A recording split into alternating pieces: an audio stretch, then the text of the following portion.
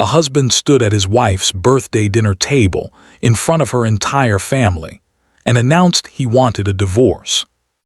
His mistress sat in the parking lot outside, phone recording, smiling. He thought he had won. What neither of them knew was that his wife was not just a wife. She was a sitting United States federal district judge, secretly assigned to her own husband's $193 million fraud case. While he was stealing from 247 investors, retired teachers, veterans, a children's hospital, she had a government wire running inside their home. While he was planning to humiliate her publicly, she was building a federal case against him quietly, legally, and with the patience of a woman who understood that the most devastating revenge is never the loudest one. By the end of that birthday dinner, he was in federal custody. His mistress was arrested in the parking lot, caught on her own live stream, describing a secret Cayman Islands account she had just confessed to knowing about, on a recording tied to her verified social media profile, while FBI agents knocked on her car window. It was over. Or so everyone thought. Because what no one saw coming, what even Victoria didn't fully know yet, sitting alone in her courthouse the morning after the most consequential birthday of her life, was that Marcus Harmon had been building something long before that dinner. Something patient, something structural, something designed specifically for the moment his first plan failed and he needed a second plan already in motion. A man on the outside, Garrett Moss, 63 years old, fresh out of federal prison after 11 years spent thinking about nothing except the woman who put him there, not planning violence, planning something worse, planning to use the law itself as a weapon against the judge who had mastered it. A mole who had sat at Victoria's birthday table, eaten her food, smiled at her family, and sent her photograph to people who wished her serious harm. And a judicial misconduct complaint, already drafted, already filed, designed to do the one thing a federal indictment couldn't do: remove Victoria Caldwell Harmon from her own case. So before this story takes everything from you, and it will, ask yourself this: what does a corrupt man do when the law catches him, but he still has money the government hasn't found? What does a federal judge do when she is suspended from the very case she spent 14 months building, by a complaint filed by the man she just had arrested? What happens when the people closest to you become weapons aimed directly at your heart? And what does it truly cost a woman to win, when winning means walking through the darkest place she has ever been first? Part 2 is darker, deeper, more personal, and before it ends it will go to places Part 1 never dared. Stay with it, because the reckoning is only beginning. The morning after the birthday dinner, Victoria Caldwell Harmon arrived at courtroom 23B at 7:14 a.m., before the building's security staff had finished their first sweep of the floor. She had not slept. Not because of grief. She had said goodbye to that marriage long before last night, but because her mind operated the way it had always operated under pressure, continuously, without permission to stop, cycling through variables and contingencies and the particular architecture of a situation that was still assembling itself into its full shape. She needed to see the courtroom before anything else. Before phone calls, before briefings, before the institutional machinery of the morning engaged itself around her. She needed to sit in the one room in her life that had never once asked anything of her except precision. The courtroom was everything the rest of her life was not. It was clean and spare and organized entirely around the principle that truth, properly extracted and correctly documented, was more powerful than any amount of money or influence arrayed against it. She had believed that at 22, reading case law in a carrel at Columbia Law while her classmates were at bars on Amsterdam Avenue. She believed it now, at 42, in a robe that represented the full institutional weight of the United States government. She sat in her chair behind the bench and looked at the empty room for 3 minutes without moving. Then Patrick called. He was the eldest Caldwell sibling, Patrick Raymond Caldwell, 44 years old, attending physician in the emergency department at Bellevue Hospital, a man who had spent 20 years watching people arrive at their worst possible moment and had developed, out of professional necessity, the specific discipline of staying completely functional inside catastrophe. He had grown up the son of a senator and had inherited Raymond's steadiness without Raymond's reserve. Patrick felt everything. He simply refused to let feeling impair his usefulness. He drove a 7-year-old Jeep he refused to replace, lived in a rent-stabilized apartment in Brooklyn he'd had since residency, and wore the same watch his father had given him at medical school graduation, a simple Seiko that he'd had the band replaced on twice. He was, in every external measure, the least ostentatious Caldwell. He was also, in the ways that mattered, the most ferocious. "Vicky," he said, and she heard the controlled weight in his voice immediately. "I went back to Aldridge's last night. Mom forgot her coat. She texted me." Marcus's phone was still on the table. Live stream had ended, but the screen was unlocked and active. He was precise about it, the way he was precise about everything. "I didn't touch it. I called the FBI and stood with it until Agent Reyes arrived and collected it." "That's exactly right." "But I saw the screen first, Vicky, could not see it. There was a message thread open, not Brianna's number, an encrypted app, third party. Last message was from 3 days ago." The pause lasted exactly long enough to communicate what was coming. It had your full name in it, and a photograph of you. Victoria's hand tightened around the phone. In the empty courtroom, every ambient sound retracted. "What kind of photograph?" she said. "Surveillance, outside this building. Within the last 2 weeks I could tell from the coat you were wearing, the gray one you just got last month." His voice dropped further. "And under the photograph, a name. Agent Reyes." The moment she saw it, she walked out of the room to make a call. When she came back, she said you needed to be contacted immediately and that they were escalating to threat division. The name, Patrick. 4 seconds of silence, the kind that carried its full weight before the words arrived to confirm it. "Garrett Moss," he said. Victoria set her free hand flat on the bench surface. The wood was cool and solid and completely real beneath her palm, and she pressed against it deliberately, anchoring herself in the physical certainty of the room while her understanding of the situation reorganized itself into a shape she had not prepared for.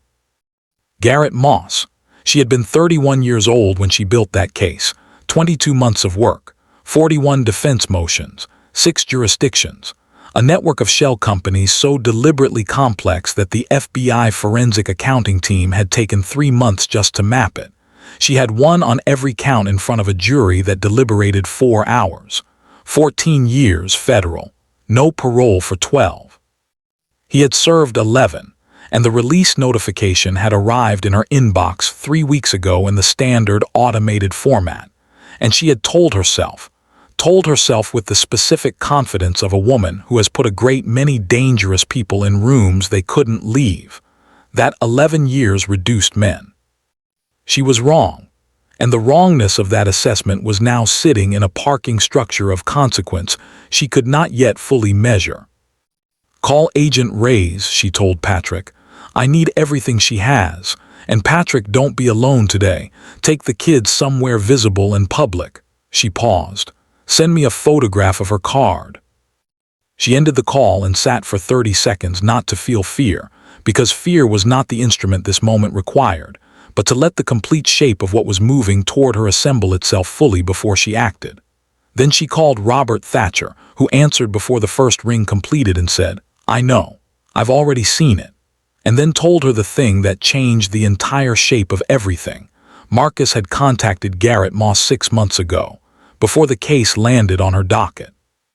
The divorce was not about Brianna Cole. It was step 1 of a structured asset play. Strip the marital estate, transfer everything into Moss's offshore network, survive the indictment with the money intact even if the man went down. The surveillance photograph, Thatcher said carefully. The device metadata. Victoria, that device was in your private dining room last night. Someone at your birthday table took that photograph. The empty courtroom held her in absolute silence. Someone at her table. Someone who had watched her place the federal subpoena in front of Marcus. Someone who had seen her father put his arms around her. Someone who had sat in the amber candlelight of Aldridge's private room with her family and performed warmth and eaten birthday dinner, and delivered her location to people who wanted to use it against her. She was not afraid. But the certainty she had carried like armor for 14 months developed, for the first time, a crack she could feel with her fingers. His name was Alan Merritt, and he had been a friend of the Caldwell family for 22 years. He was 61 years old, a commercial real estate developer who had built his reputation across 2 decades of mid-market projects in the tri-state area, the kind of work that never made headlines but consistently made money, until 3 years ago when a mixed-use development in Newark had gone catastrophically over budget, and 2 of his primary lenders had pulled out simultaneously, leaving Alan Merritt holding a financing gap of $4.3 million and no clean path to close it. He was not a wealthy man in the way Marcus Harmon was wealthy.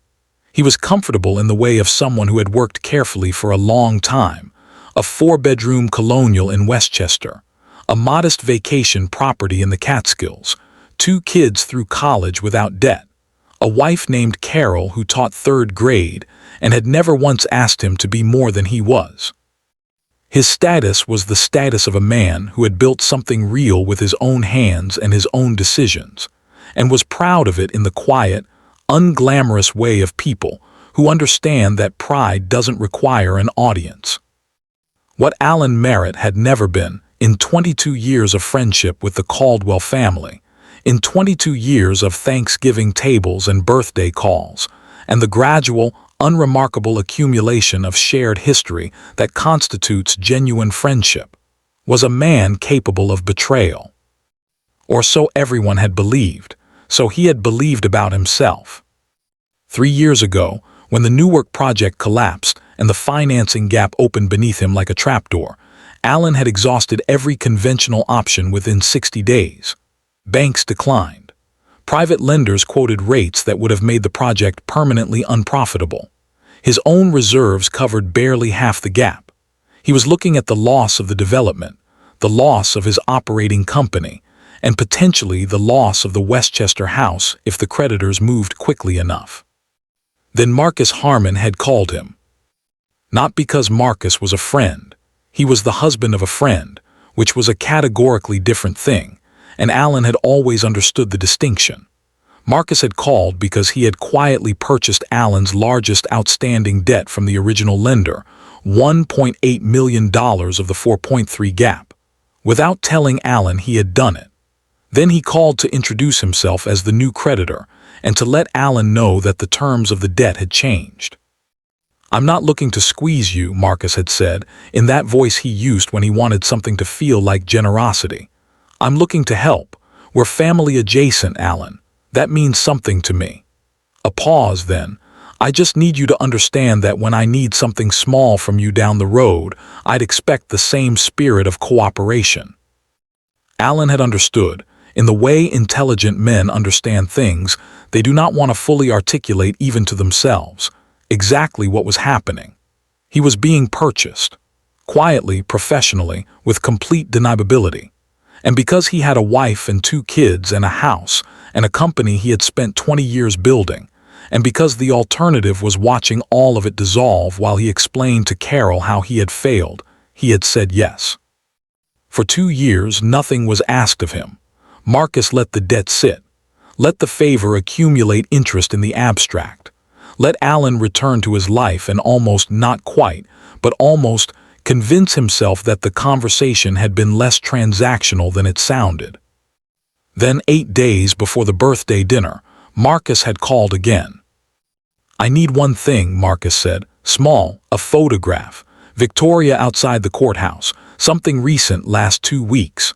His voice was entirely casual, the way a man who owns something is casual about asking it to perform its function.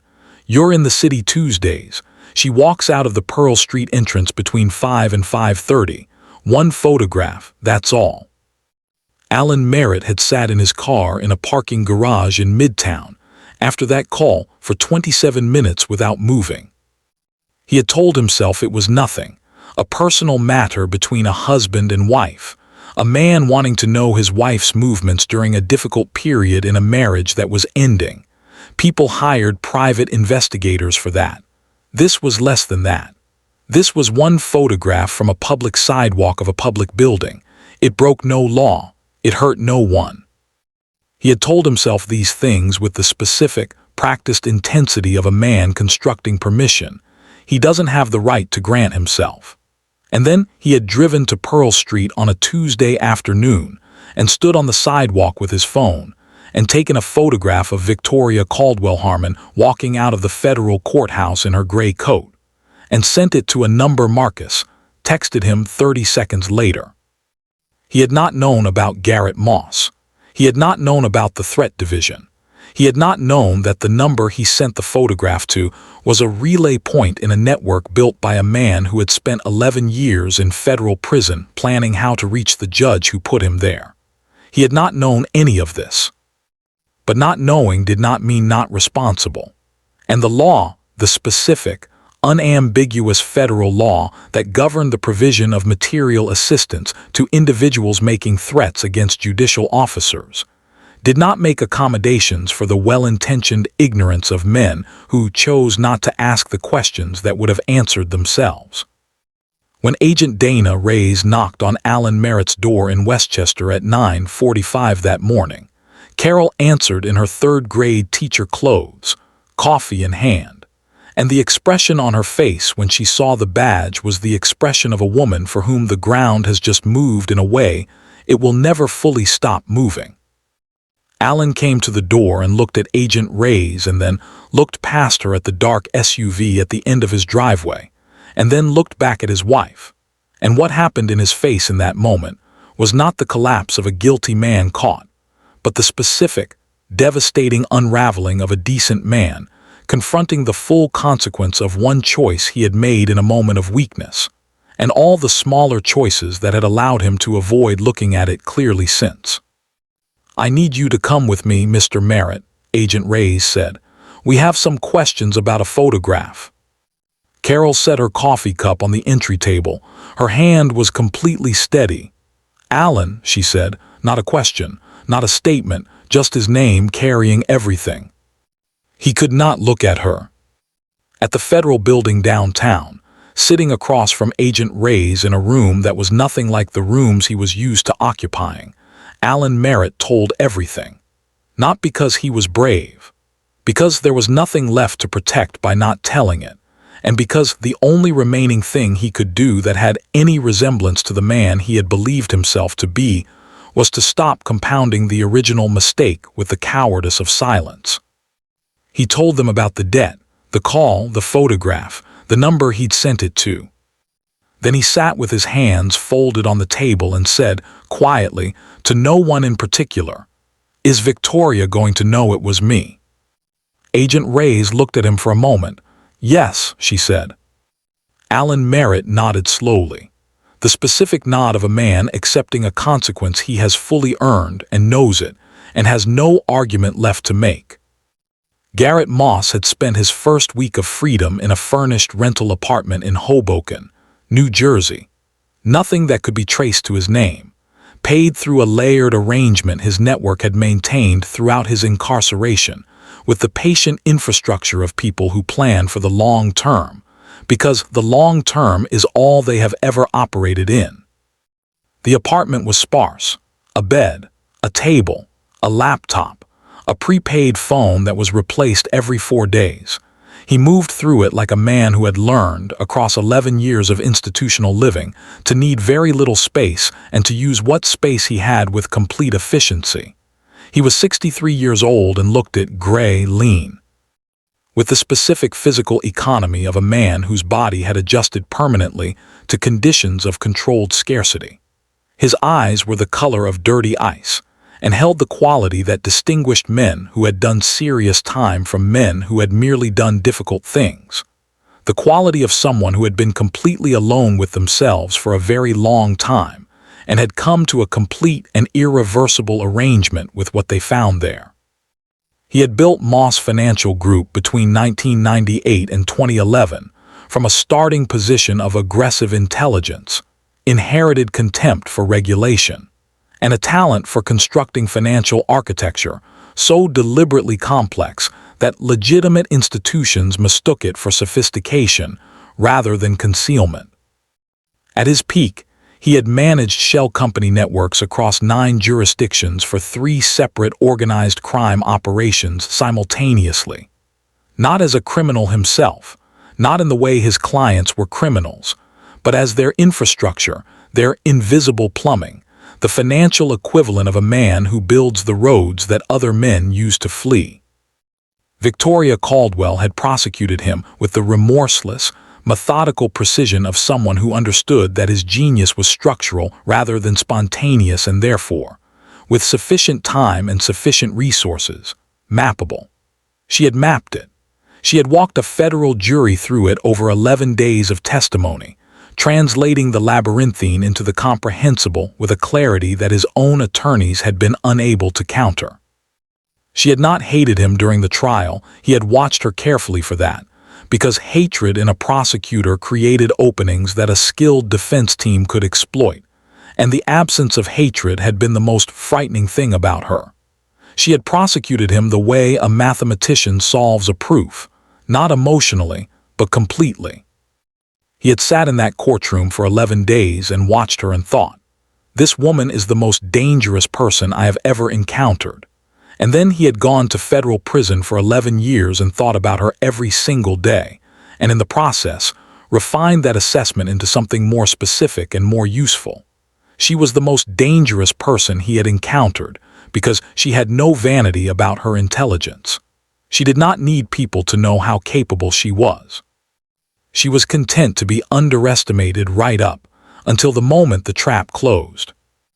So when Marcus Harmon's intermediary had reached out to him, 4 months before his release, through a communication channel so carefully constructed that tracing it would require a forensic accounting team and 8 weeks, Moss had listened.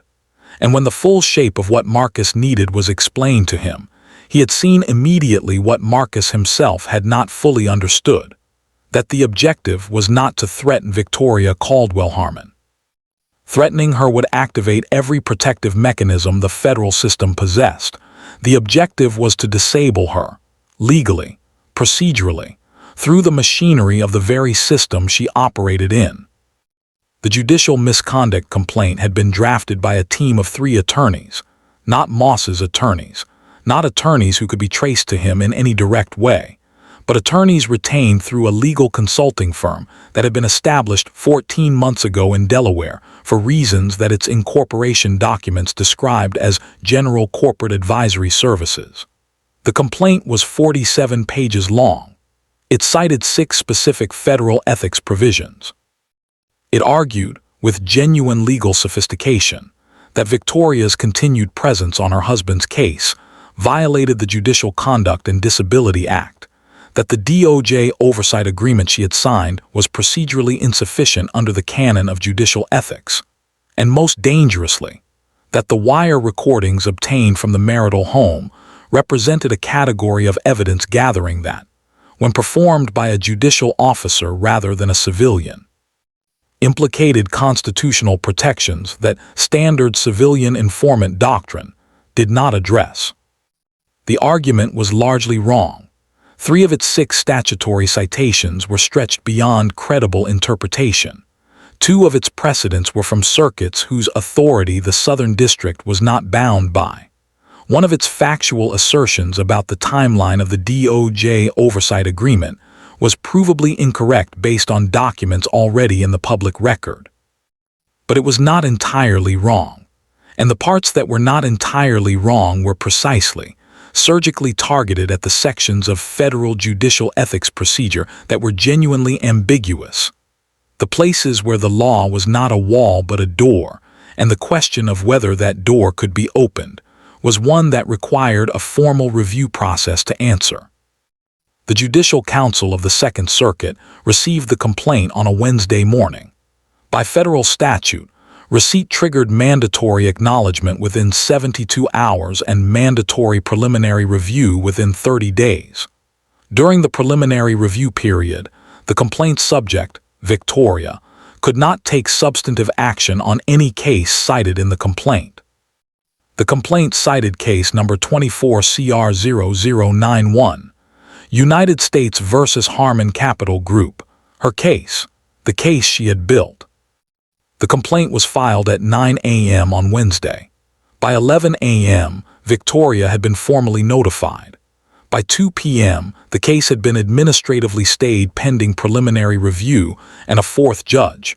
The Honorable Harrison Webb, 67 years old, 2 years from retirement, a man whose primary professional objective at this stage of his career was to reach his pension without a blemish, had been assigned.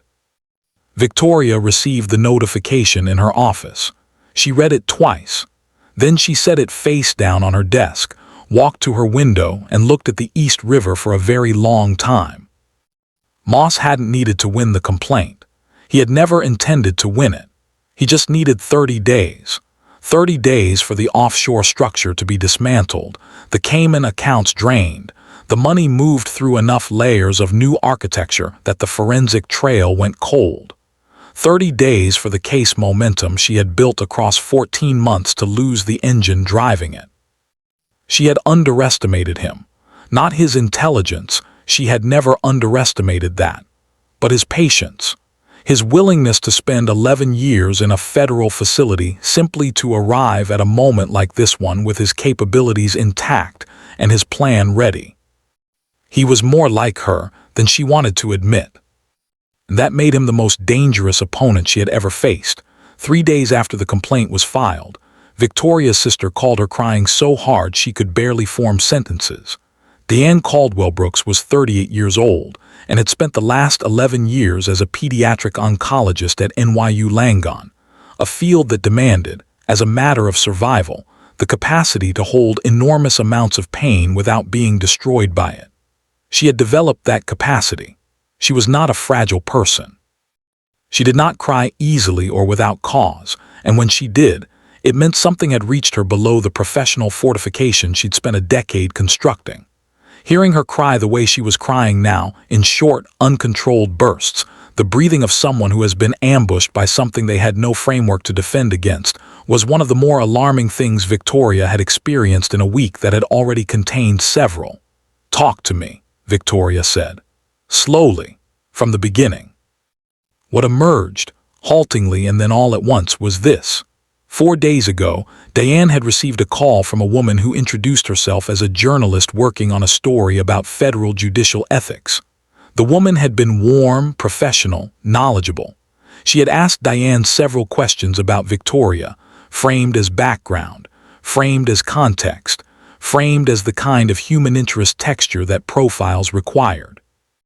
Diane, who had no media training and no reason to suspect the call was anything except what it presented itself as, had answered several questions before something in her began to feel wrong without being able to name what. The journalist had then said very gently that she wanted to give Diane the opportunity to respond to some concerns that had been raised, concerns about whether the DOJ oversight arrangement Victoria had negotiated was, in the words of the source the journalist cited, as clean as Victoria has represented it to her family. The journalist had specific details, the timeline of the oversight agreement, the date Victoria had first contacted Thatcher, a suggestion, careful, unfinished. Technically a question rather than a statement, that Victoria may have been monitoring her husband's communications through channels that predated the formal DOJ authorization, and that the authorization itself had been arranged after the fact as a retroactive legitimization. None of it was true. Every specific detail was either fabricated or deliberately miscontextualized. But it was constructed with enough authentic-sounding specificity, dates, procedural language, the names of real federal statutes, That a person without legal training hearing it for the first time from someone presenting as a credible professional could not immediately identify it as false. Diane had not known it was false. And she had spent 4 days carrying it alone, turning it over and over in her mind, too frightened to call Victoria directly, too loyal to do anything with it that might hurt her sister, too destabilized by the specific cruelty of having been given information she couldn't verify and couldn't release and couldn't ignore. "Vicky," she said when the story was out, her voice raw and exhausted. "Is it true, any of it? Was any of what she said?" "No," Victoria said, simply and completely. "None of it is true, Diane, not one word. She had dates?" "I know." Victoria's voice was even, not cold, the specific warmth of a person who understands that what is being done to their sister requires gentleness before it requires explanation. She had dates because someone gave her dates. Someone constructed a story using real procedural language and gave it to a woman who then called you, specifically because they knew you would believe a professional-sounding stranger before you'd question your sister's integrity. And they knew that even if you didn't fully believe it, it would destabilize you, that you'd carry it, that eventually you'd either bring it to me in distress, which is what you're doing now, or act on it in some way that created distance between us. She paused. This is called witness contamination, and it's what people with resources do when they can't attack the case directly. They attack the people around the case. They attack the relationships. Silence on the line. Then, Marcus did this. Attorneys coordinated it. Marcus approved it from federal custody. Victoria let her process that. "Are you all right?" Diane stopped. Then quietly, "I'm so angry, Vicky. I am so angry that I feel sick with it." "Good," Victoria said. "Hold on to that. We're going to need it." What she didn't tell Diane, what she had learned from Thatcher that morning and was still processing herself, was that Diane had not been the only approach. Alan Merritt had already been interviewed by the FBI and had disclosed that Marcus's intermediaries had contacted him separately, asking him to provide a written statement suggesting that Victoria had discussed the case with him socially.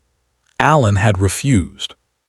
It was the first thing he had refused to do for them, and it had come approximately 18 months too late to matter much, but it was something, and Victoria noted it the way she noted everything, without sentiment but accurately. They had tried to dismantle her from the inside, through the people she loved, through her sister's trust and a family friend's debt, and the specific, intimate knowledge of her relationships that only a man who had lived inside her life for 8 years could possess. It was the most personal attack Marcus had managed, more personal than the birthday dinner, more personal than the complaint, because it targeted not her career or her case but the thing she had protected most carefully across 14 months of everything, the people she loved and their faith in her. Raymond Caldwell called her that evening. He said very little, he said. "I raised you to be ready for the people who fight dirty when they're losing. Are you ready?" "Yes," she said. "Then let them come," he said. "You've already won. They just don't know it yet." She sat with those words for a long time after the call ended, in the home office where 14 months ago she had opened a manila folder and read her husband's company's name on a federal case number and begun, quietly and completely, to become the most dangerous thing he had ever underestimated. The administrative leave notice arrived at Victoria's courthouse office on a Thursday morning in a standard interagency envelope. The kind with the red string closure and the institutional neutrality of government stationery that made every communication it contained feel like a sentence regardless of its actual content.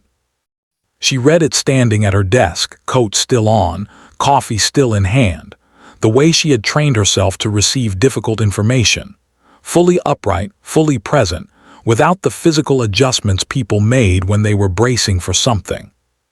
The Judicial Council of the Second Circuit, pursuant to its mandatory obligations under the Judicial Conduct and Disability Act, was placing the Honorable Victoria C. Harmon on administrative leave from all matters related to case number 24-CR0091, pending completion of preliminary ethics review. Estimated timeline, 30 to 45 days.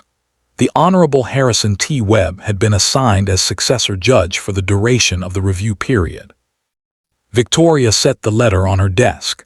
set her coffee beside it, removed her coat, hung it on the hook beside the robe, her robe, which she could still wear on her other cases, which was technically a reassurance and felt like none whatsoever. Then she sat down and permitted herself exactly 5 minutes of feeling the full weight of what had just happened. The case she had built across 14 months. The wire recordings, the financial documentation, the DOJ oversight agreement, the 247 victim statements her office had compiled. The evidentiary record that represented the most consequential and most carefully constructed work of her professional life. All of it now in the hands of Harrison Webb, a man she respected as a jurist without reservation, and as a force of prosecutorial momentum not at all. Harrison Webb was 67 years old and had served on the federal bench for 19 years with a record of procedural correctness that was genuinely admirable and a reputation for deliberate, unhurried, conflict-averse case management that was, in the context of the present situation, genuinely catastrophic. He was not corruptible. He did not need to be. He was simply a man who, with 2 years remaining before retirement and a pension he had spent 4 decades earning, would approach a complex, high-profile, politically sensitive fraud case with the caution of someone who had everything to lose from a misstep and very little to gain from velocity. Marcus Harmon's attorneys had known exactly which judge the case would go to. The Second Circuit's assignment rotation was not a secret. They had filed the complaint in the window that guaranteed Webb's assignment as precisely as if they had chosen him themselves. What the suspension felt like, from the inside, was this. Imagine spending 14 months building a cathedral, stone by stone, arch by arch, the entire structure designed to hold enormous weight, and then watching someone else hold the key while you stood outside in the cold. She could not call Thatcher about case strategy. She could not advise the U.S. Attorney's team. She could not take any action that could be construed as continued involvement in a case from which she had been administratively removed. Any such action would validate the misconduct complaint and accelerate its escalation from preliminary review to formal proceedings. She was suspended from her own case by the man she had put in handcuffs. She sat in her office for exactly 5 minutes. Then she straightened in her chair and opened the file of her remaining active cases. 11 of them, none as significant as Harmon, all of them deserving the same quality of attention regardless, and began to work. Because Harrison Webb was not corrupt, and the U.S. Attorney's team was capable, and the evidentiary record she had built was not dependent on her continued presence to remain what it was. And because Victoria Caldwell Harmon was, beneath the robe and the title and the 14 months of documented evidence, still the daughter of a man who had told her that power was only worth having if you had the discipline never to misuse it. And the inverse was also true, which was that patience was only powerful if you had the courage to keep exercising it long after it stopped feeling like enough. She opened the first file, and she worked. But in the back room of her mind, the room she kept locked during working hours and opened only in the precise, structured way she opened everything, she was thinking about Brianna Cole, about a phone that nobody knew about a screenshot that could dismantle the offshore structure Moss had built if it surfaced through proper channels with proper documentation, and about whether the woman who had wronged her was, in the end, the instrument of the reckoning. The federal holding facility where Brianna Cole had been housed pending arraignment and the processing of her cooperation agreement was not a prison. It was a transitional detention center in Lower Manhattan, the kind of facility whose physical plainness was its cruelty. A place that communicated through its unadorned walls and fluorescent lighting, and the specific institutional smell of industrial cleaning solution, and recirculated air that your previous life was over, and the new one had not yet been determined. Brianna had been here for 11 days. She had met with her attorney, a man named Douglas Fitch, 53, a former federal prosecutor who had crossed to defense work 15 years ago and was genuinely excellent at it every other day. She had signed the cooperation agreement. She had provided the DOJ with everything she had been asked to provide. The 47 wire transfer records, the internal communications, the account numbers, the contact information for the intermediaries Marcus had used to move money through the shell company structure. She had provided everything she had been asked to provide. She had not provided the phone. It was a personal device, not her work phone, not her primary cell, but a third device she had purchased herself 14 months ago at a Best Buy in Midtown, paid with cash, registered to an email address that didn't use her real name. She had bought it in the specific, unarticulated way people acquired instruments for purposes they weren't ready to name. Not a plan exactly, but the preparation for a plan.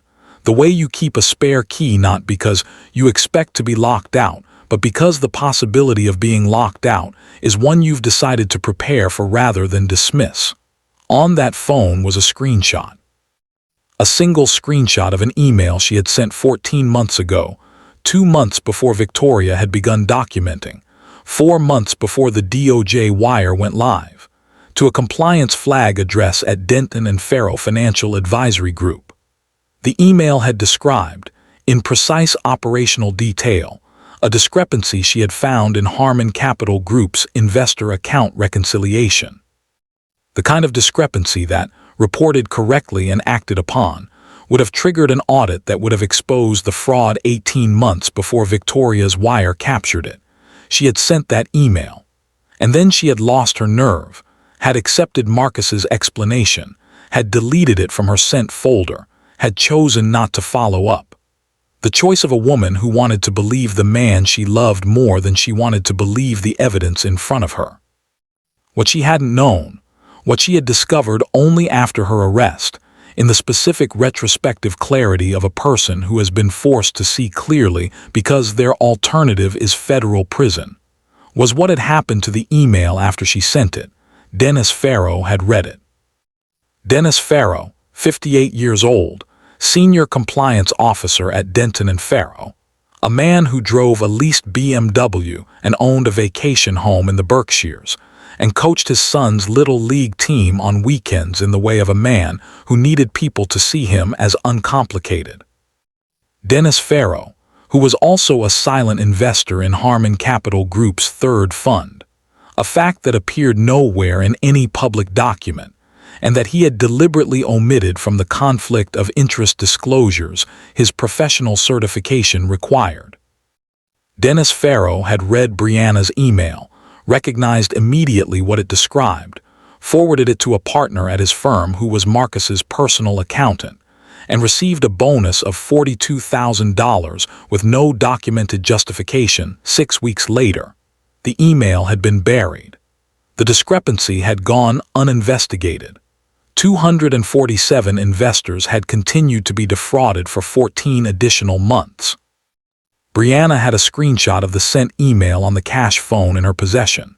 She also had, because she was meticulous in the way that genuinely intelligent people are meticulous when they are protecting themselves, a screenshot of Farrow's compliance certification disclosures, obtained from a public professional registry, showing the omission of the Harmon Capital investment.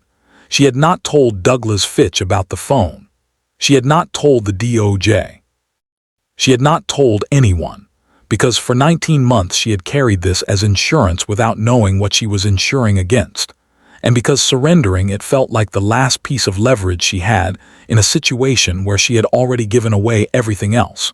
What she had not calculated, could not have calculated from inside a holding facility with limited information about the case's external progress, was that the offshore structure Marcus and Moss had built was still intact. That the complaint had suspended Victoria, that the case was slowing, that Dennis Farrow was not under indictment, that the Cayman accounts were still liquid and still moving. She did not know that the screenshot on the cash phone was not just leverage, it was the key. She was sitting on the floor of her cell not because there was no chair but because she had stopped being able to tell the difference between the chair and the floor, which was one of the ways the facility communicated its purpose, when the guard knocked and said she had a visitor. Not her attorney, someone else. Request had been properly filed, properly documented, properly approved through the oversight monitor. Brianna looked up. she said. The guard checked the paperwork. Harmon, she said. Victoria Harmon. Brianna Cole sat on the floor of the holding facility and felt something move through her that she could not name immediately and then could. It was the specific, nauseating vertigo of arriving at the moment you have most dreaded and discovering that your body has been bracing for it so long that the arrival is almost a relief. She stood up, smoothed the front of her institutional clothes, and walked to the meeting room.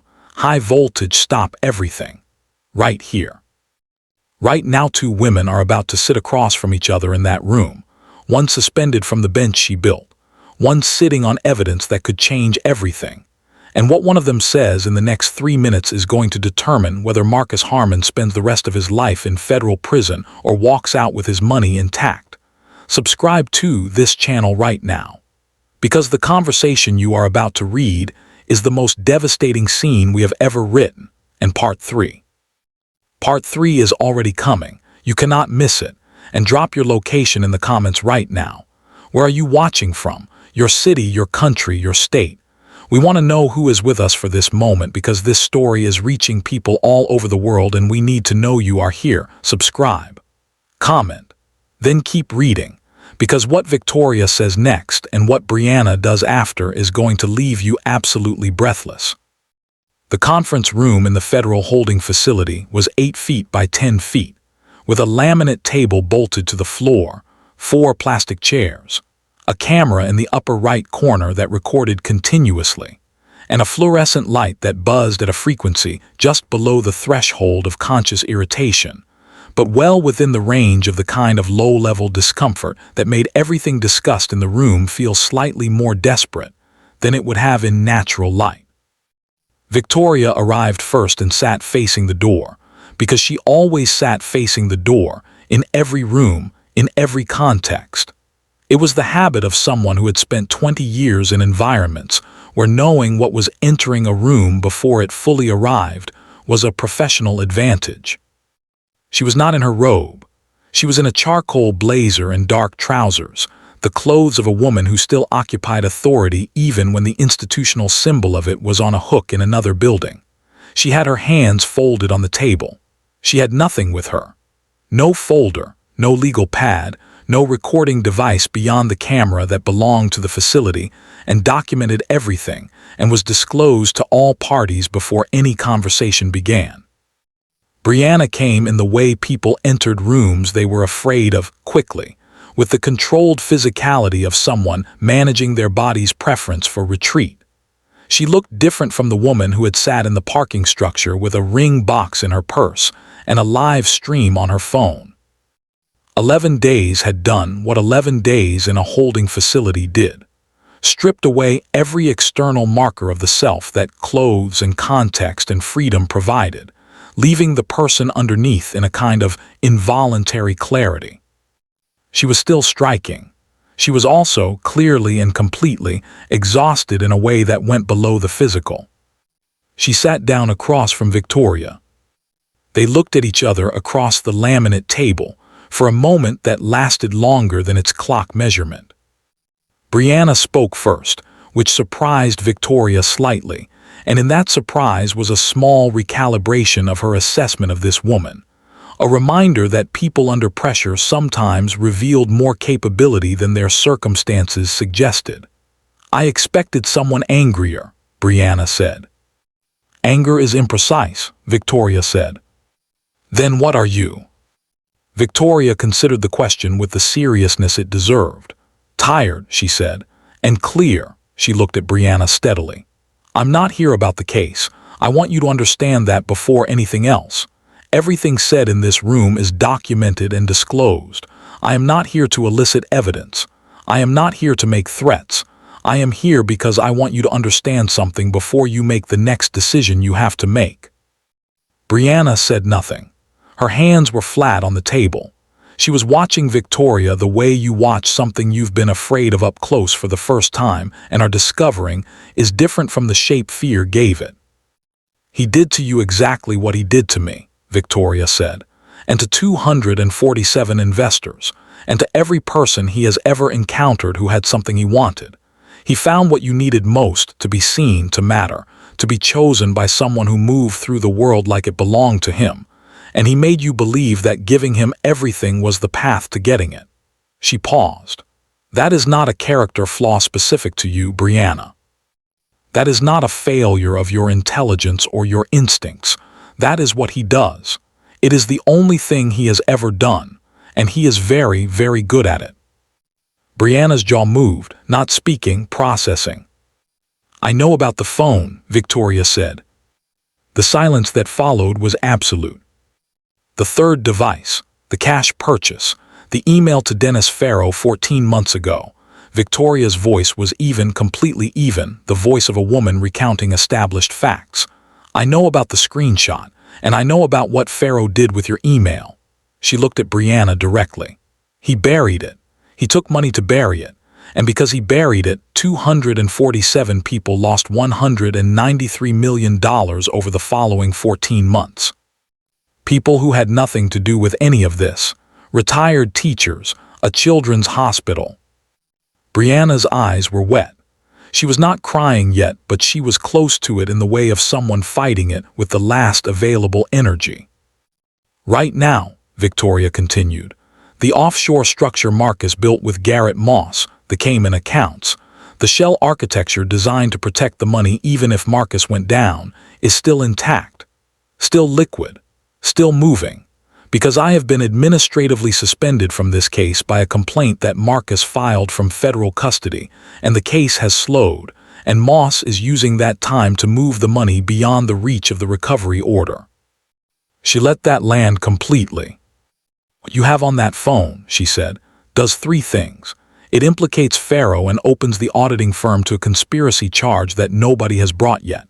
It establishes that the fraud window is 14 months longer than the current indictment covers.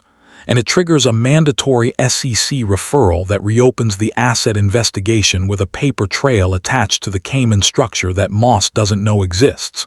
She paused. It doesn't just help the case. It rebuilds it from a different angle.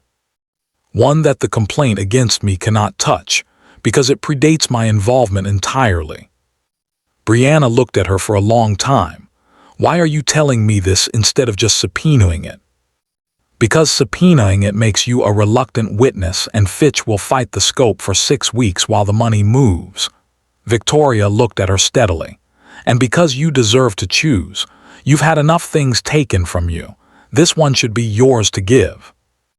The silence lasted a long time. Then Brianna reached into the pocket of her institutional clothes slowly, deliberately, and placed a phone on the table between them. Small, prepaid, unremarkable.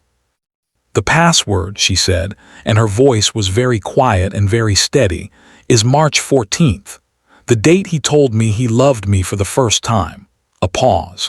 I remember it because I eventually understood it was never true. Victoria looked at the phone on the table. I'll need you to formally surrender it to your attorney and have him process it through the cooperation agreement, she said. I cannot accept it directly, but I can have the appropriate contact from the DOJ in Fitch's office within the hour. Brianna nodded, then she said, the Children's Hospital, the endowment fund, how much did they lose? $4 million, Victoria said. Brianna closed her eyes for a moment. When she opened them, something in her face had settled into something harder and more permanent than anything that had been there when she walked in. Then make it count, she said. Victoria stood. She picked up nothing from the table because there was nothing of hers on it. She walked to the door and then stopped with her hand on the frame. She turned back once. For what it's worth, she said.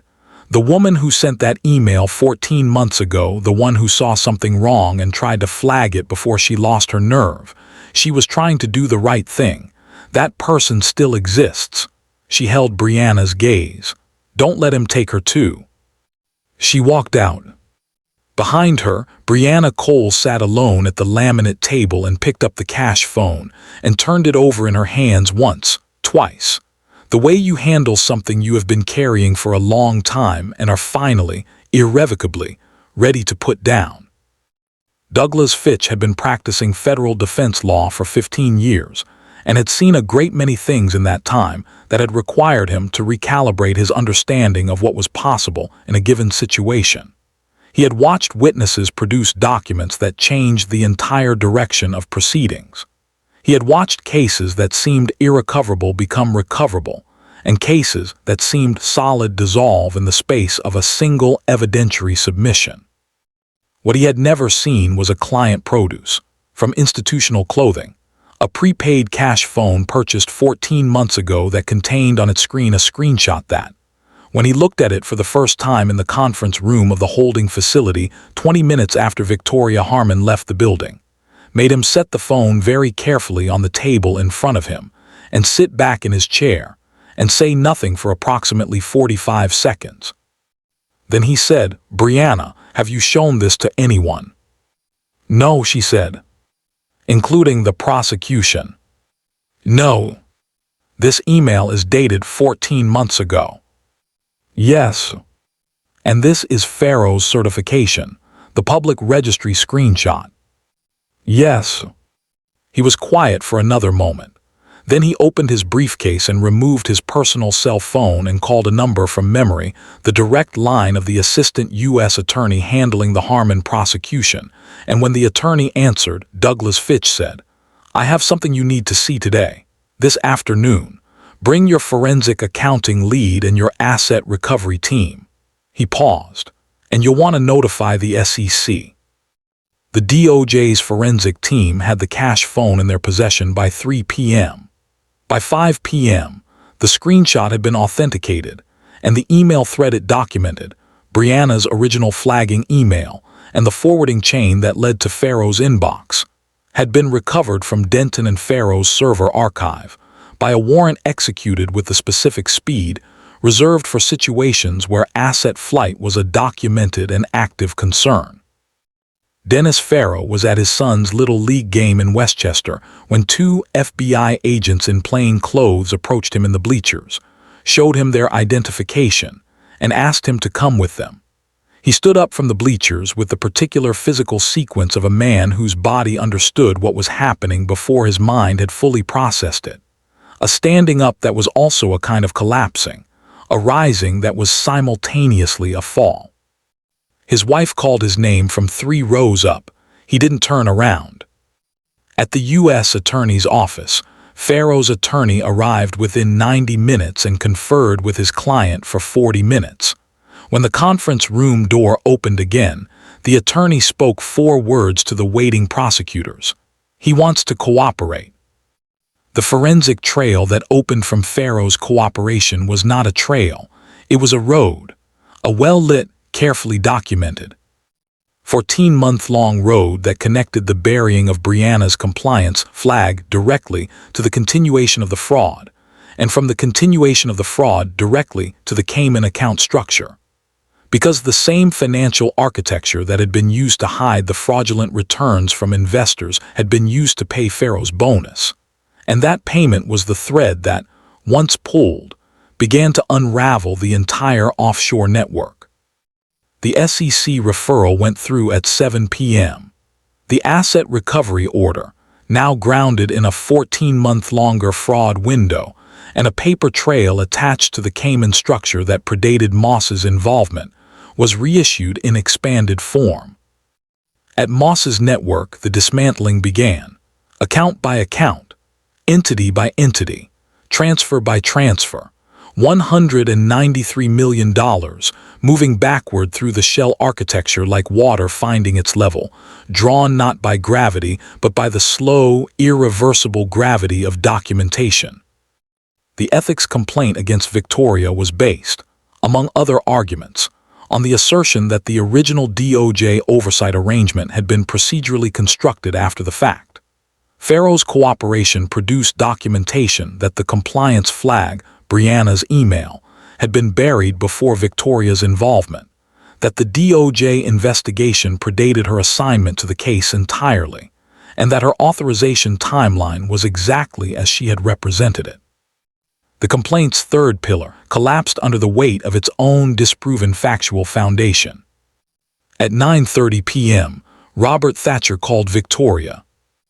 "The Second Circuit has been notified," he said. "The preliminary review committee received our supplemental submission at 8 p.m. Based on the new documentation, the factual foundation of the complaint has been substantially undermined. We expect a decision on reinstatement within 48 hours." Victoria was sitting in her home office, the same chair where 14 months ago she had opened a manila folder and read her husband's company's name on a federal case number. The coffee on the side table was cold, the city was dark outside the window, and she sat with her phone pressed to her ear and felt something move through her that was not triumph. Triumph was too loud for this moment, but something quieter and more permanent.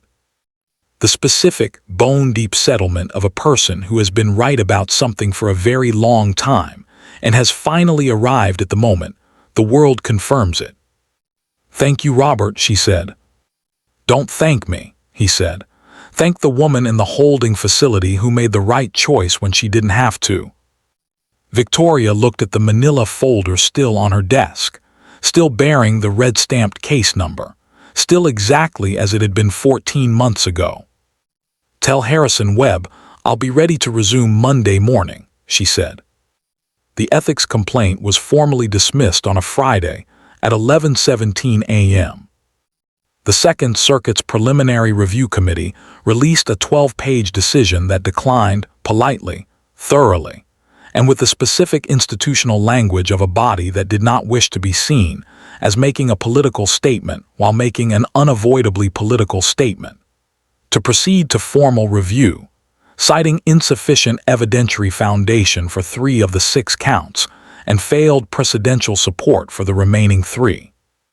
Victoria was reinstated to case number 24-CR0091 with full judicial authority effective immediately. Judge Harrison Webb, who had managed the case for 31 days with the careful, deliberate pace of a man who was very aware that whatever he did or didn't do in this window would be subject to scrutiny by people considerably more capable than himself, surrendered the assignment with what his clerk described as visible relief, and was never required to discuss the matter publicly again. He retired, as planned, 19 months later with his record intact and his pension secured, which was everything he had wanted from the experience of living, and was therefore something close to a happy ending for a man who had been placed in an impossible position by a complaint designed to exploit his limitations. Garrett Moss was indicted on separate federal charges 2 weeks after Victoria's reinstatement: conspiracy to obstruct justice, witness tampering, and provision of material assistance to an individual making threats against a federal judicial officer. The charges were built from the metadata trail of the surveillance photograph, Alan Merritt's complete and documented cooperation, and a communication log recovered from Moss's encrypted relay network by a forensic team that had been running quietly in parallel to the misconduct complaint process, working on evidence that Moss had not known was being gathered, because he had been focused entirely on the complaint as his primary line of attack. He had been so focused on the legal mechanism that he had not adequately attended to the digital one. It was the same error, structurally, that he had made 11 years ago, believing that the complexity of his financial architecture made the forensic mapping of it impossible, underestimating the patience and capability of the woman working against him. He was arrested on a Tuesday morning at the Hoboken rental apartment by a team that included Agent Dana Reyes, who had been on the Harmon task force from the beginning and who had spent 31 days of Victoria's suspension doing the kind of investigative work that did not require a judge's active presence to advance. The arrest was unremarkable. Moss offered no resistance. He sat at the laminate table in the Hoboken apartment and looked at Agent Reyes with his dirty ice eyes and said nothing, which was the correct legal choice and also the choice of a man who understood that the argument was over. The offshore architecture collapsed across 6 days. The Cayman accounts were frozen by international cooperation orders coordinated between the DOJ, the SEC, and the financial intelligence units of 3 Caribbean jurisdictions. The shell company network, 9 entities across 4 countries, built over 18 months with the specific, patient craftsmanship of someone who believed that complexity was the same as invisibility, was mapped, documented, and systematically dismantled by the same forensic accounting team that had built the original case. $167 million of the $193 million was recovered and placed into a court-administered victim restitution fund. $26 million was gone permanently, absorbed into transaction costs, intermediary fees, and the specific financial friction of a network designed to make money move quickly rather than stay in place. That number, the $26 million that could not be recovered, that represented real losses for real people that no court order could fully repair, was the number Victoria kept in mind over the following weeks, not as a failure but as a fact. Because justice and math were not the same thing, and one of the disciplines of her profession was accepting that distinction without letting it diminish the significance of what the math could recover. Marcus Harmon, in federal custody throughout all of this, had received progressively worse news at progressively shorter intervals for 30 days. His attorneys had filed 3 additional motions in the period of Victoria's suspension, attempting to have the wire recordings excluded, the cooperation agreement with Brianna invalidated, and the DOJ oversight arrangement formally declared improper. All 3 motions had been denied by Harrison Webb with the procedural correctness of a man who had understood, from the moment he received the case, that he was holding something built very carefully by someone much more capable than him, and that his responsibility was not to improve it but to not damage it. With Victoria's reinstatement, those denials were reviewed and affirmed. With the Faro documentation surfacing, Marcus's attorneys made an emergency motion to renegotiate terms, an attempt to offer expanded cooperation in exchange for sentencing consideration, that the U.S. Attorney's Office declined with the specific terseness of a team that understood they did not need what was being offered because they already had everything. Alan Merritt, for his cooperation and his complete and immediate disclosure of every communication with Marcus's network, was not charged. He was issued a formal caution, required to complete a community service arrangement, and prohibited from professional activities that could create similar vulnerability for a period of 3 years. The debt Marcus had purchased was acquired by the U.S. government as part of the asset recovery and forgiven as part of Alan's cooperation agreement. He returned to Westchester. Carol did not leave him, which was either forgiveness or a work in progress, possibly both. He sent Victoria a letter, 3 paragraphs handwritten. She read it once, placed it in a drawer, and did not respond. Not out of cruelty, because some things did not require a response.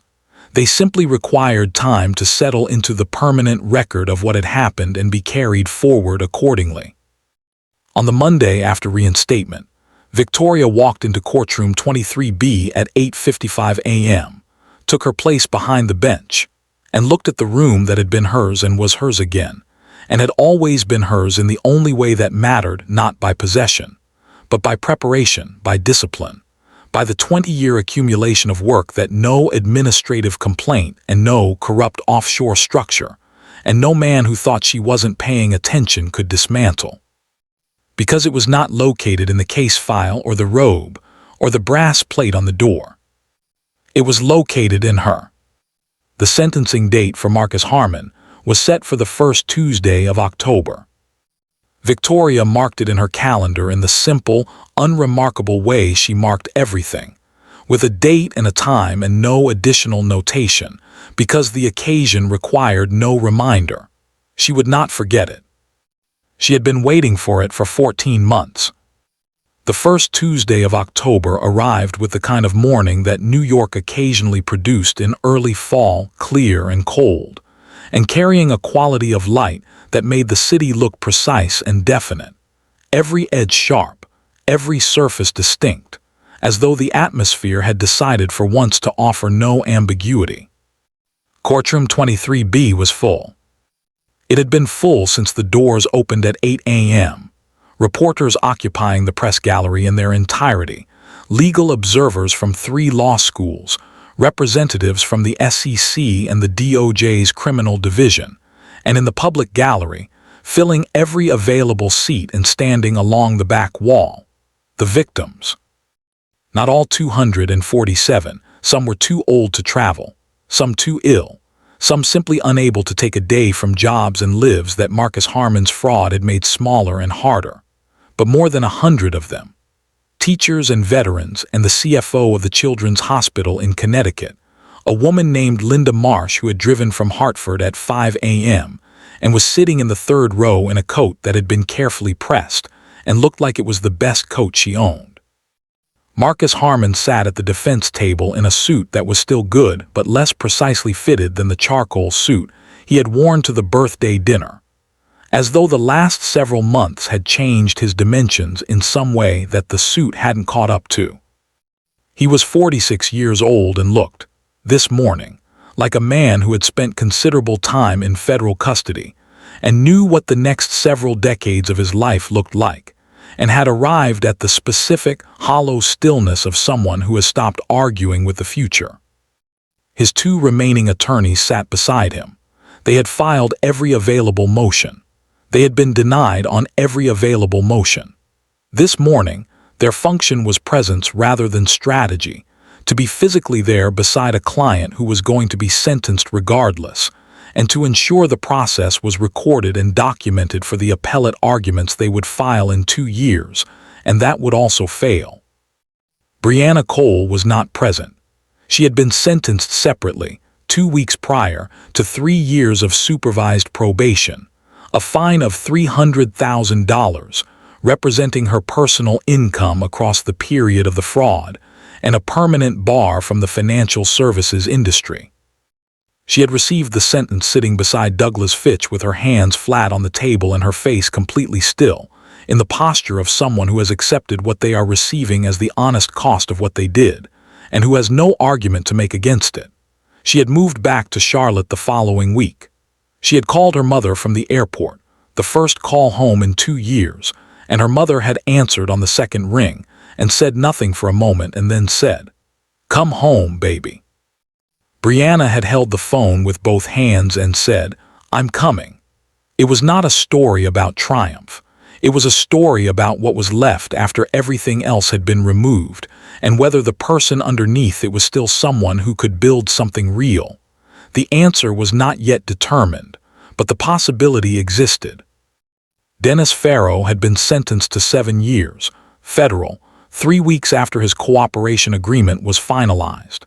He had made a statement at his sentencing in which he described what he had done as a mistake made from fear, which was true, and which addressed none of the fundamental questions about who he was and what he valued that his choice had answered with devastating clarity.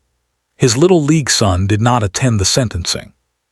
His wife sat in the back of the room and left before the sentence was read, and did not look at him on the way out. Garrett Moss was awaiting his own trial, a separate proceeding, a separate judge, a separate courtroom. His attorneys were among the best criminal defense lawyers in the country, which meant the trial would be long and his sentence, when it arrived, would be the product of an adversarial process that left no procedural stone unturned. Victoria would not be involved in that case. She did not need to be. The evidence was documented and irrefutable, and in the hands of prosecutors who were very good at their jobs. She walked into courtroom 23B at 9 a.m. in her robe. The room stood, as it always did, as it did for every judge who entered this room and every courtroom in the country, not for her specifically, but for what the robe represented, which was the rule of law and the principle that no person, regardless of wealth or influence or the complexity of their financial architecture or the number of judges they had attempted to compromise, stood above it. She took her seat. She looked at the room. She looked briefly and without expression at Marcus Harmon. He did not look back. He was looking at the table. The proceeding followed its established protocol. The prosecution presented its sentencing memorandum, which was comprehensive and which Victoria had read 14 times. The defense presented its arguments for leniency, the partial recovery of assets, Marcus's cooperation on the Pharaoh matter, his age, his lack of prior criminal record. She listened to all of it with the attention she gave every argument presented in her courtroom, completely, without predetermination, with the genuine openness to the full record that the role required. Then she opened the folder in front of her, and she began to read names. Eleanor Marsh, retired schoolteacher, Newark, New Jersey, age 71, invested $240,000, her entire retirement savings, in Harmon Capital Group's third fund in March of 2021. A sound moved through the gallery, not a word, a breath. Gerald Watkins, United States Army veteran, retired, age 68, invested $180,000 representing the proceeds of the sale of his family home after his wife's passing. The room was absolutely still. The Connecticut Children's Medical Center Endowment Fund, $4 million, representing charitable donations made by 1,100 individual donors across 6 years for the purpose of funding pediatric cancer research. Linda Marsh, in the third row, pressed her hand over her mouth. Victoria read every name, all 247. It took 11 minutes and 20 seconds. In those 11 minutes and 20 seconds, the courtroom did not move, did not speak, did not cough. People who had arrived as observers found themselves doing something they had not anticipated. They found themselves feeling, individually and collectively, the specific moral weight of what 247 names represented. Not a number, not a lost figure, not a line in an indictment, but 247 individual human lives that had trusted a man who was sitting 8 feet to Victoria's left, and had taken that trust and used it with the same casual, remorseless efficiency with which he had used every other person he had ever encountered. When she finished reading the last name, she set the page down. The room remained in its silence for a moment longer, as though collectively exhaling was something that needed permission. Then Victoria looked at Marcus Harmon directly. He was looking at the table still, but his jaw had moved. Something in his face had changed across the 11 minutes of names. Some layer of the performance had come away, and what was underneath it was not quite remorse and not quite shame, but something more primitive and less finished than either. The raw, unmediated confrontation of a man who has spent his entire professional life working with numbers, and has just heard those numbers translated, irrevocably and in public, into people. Marcus Edwin Harmon, Victoria said. Her voice carried the courtroom without effort, as it always did, clean and precise and completely without theater. You defrauded 247 investors of $193 million across a period of 5 years. You used your position of trust, your apparent sophistication, and the deliberate complexity of your financial architecture to conceal the fraud from the people who had entrusted you with their life savings, their retirements, and in one case, the charitable resources intended for the treatment of sick children. She paused. You then used those same resources to attempt to corrupt the judicial process that existed to hold you accountable, compromising 3 judges, filing a bad faith misconduct complaint against this court, and engaging the services of a convicted felon to conduct surveillance on a sitting federal officer.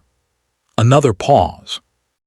And you did all of this from a home you shared with your wife, using resources that included her name, her relationships, and her trust, right up until the moment it was more useful to you to discard them. The room was so quiet that the sound of someone shifting in their seat 3 rows back was audible. It is the judgment of this court, Victoria said, that you be committed to the custody of the United States Bureau of Prisons for a term of 22 years, with a mandatory minimum of 18 years before parole eligibility. You are additionally ordered to pay full restitution of all recoverable assets to the victim fund, the terms of which are set forth in the sentencing memorandum, and will be enforced by this court's continuing jurisdiction. She closed the folder. "This court is adjourned." She struck the gavel once. Clean, final, the sound of something that had been in motion for 14 months arriving at its conclusion. The marshals moved to Marcus. He stood with the specific physical compliance of a man whose body has already accepted what his mind is still processing.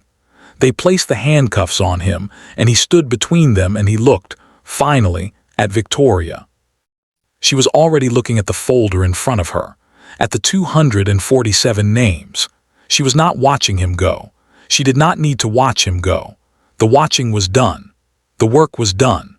The record was complete and clean and would stand on every appellate review that came, and they would come because they always came, and they would fail because the work was what it was. Outside the courtroom, in the hallway, Raymond Caldwell was waiting. He had not attended the sentencing.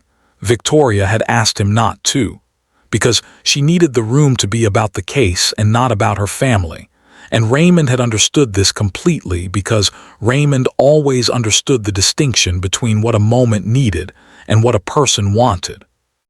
He was standing in the hallway in his charcoal coat, 74 years old and straight-backed, and looking at her when the courtroom doors opened with the expression of a man who has watched his daughter become something extraordinary and has the specific discipline not to make that about himself.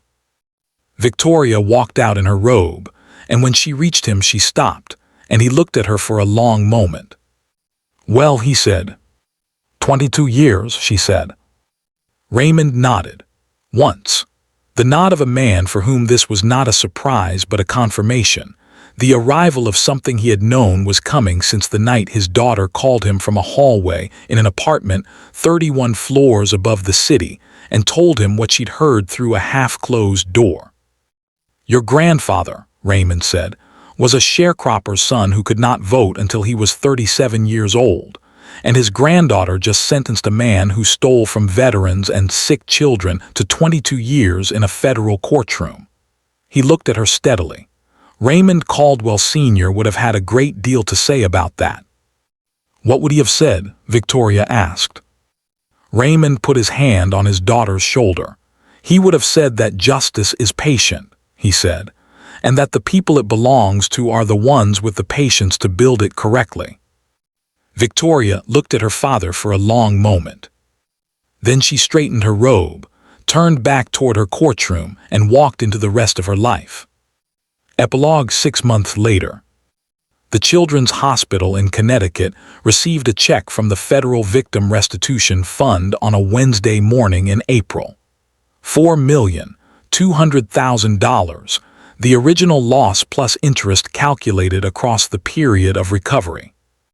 Linda Marsh signed for it in the hospital's administrative office, and then walked to the pediatric oncology ward and stood in the hallway for a long time, watching nurses move between rooms with the purposeful, unhurried grace of people doing work that mattered enormously and would never be adequately compensated.